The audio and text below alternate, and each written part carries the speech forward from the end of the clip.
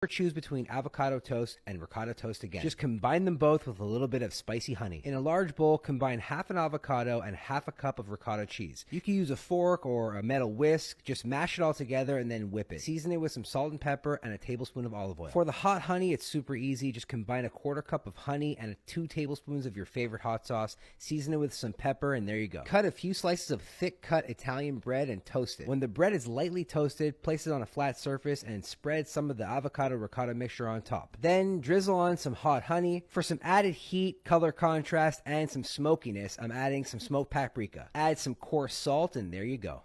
Curly fries are made with mashed potatoes. They're crispy on the outside and super soft on the inside. Here's how you make them. Peel about a half a pound of Yukon Gold potatoes and boil them for 15 minutes or until they're soft and tender. Place them in a bowl and mash them with a fork, or you can use a potato ricer. Combine the potatoes with a quarter cup of cornstarch, 2 tablespoons of onion salt, and garlic powder. Place the potatoes in a Ziploc bag and snip the tip. Squeeze out a spiral shape on a piece of parchment paper and then heat oil to 375 degrees Fahrenheit and fry the potatoes for 2 minutes each side. Season with salt if needed and enjoy.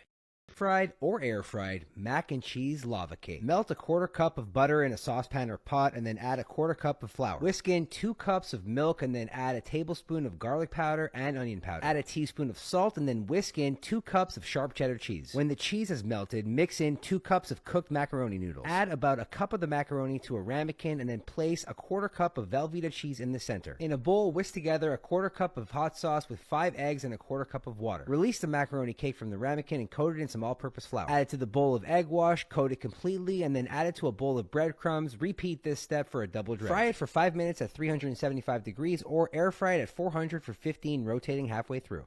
Do you know that you can make an ice cream cone using a cinnamon roll? Here's how you do it. Unravel a cinnamon roll, making sure the filling is facing upwards. Wrap the dough around a metal cone starting at the pointy end. Place it on a parchment paper lined baking tray and bake it at 350 degrees for 15 minutes. When you take it out, let it cool completely and then release the cone from the center. Before you add a couple scoops of your favorite ice cream, drizzle on some of the icing that the cinnamon roll comes with and don't be afraid to add some inside the cone. Drop in a couple scoops and enjoy.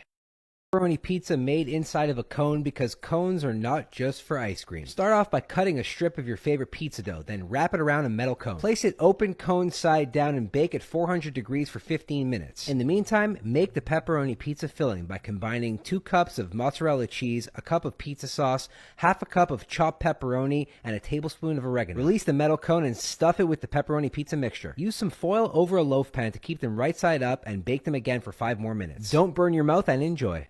This is the best chocolate chip banana bread ever. Combine a cup of brown sugar, a cup of sour cream, and a quarter cup of room temperature butter in a bowl. Mix in 2 eggs and then sift 1.5 cups of all-purpose flour, 1.25 teaspoons of baking soda, and a teaspoon of cinnamon. Mix it all together and then add the mashed bananas. When the bananas are mixed with the batter, fold in the chocolate chips. Add the banana bread batter to a parchment paper lined loaf pan. Then place some sliced bananas on top. Bake it at 350 degrees for 1 hour and 5 minutes.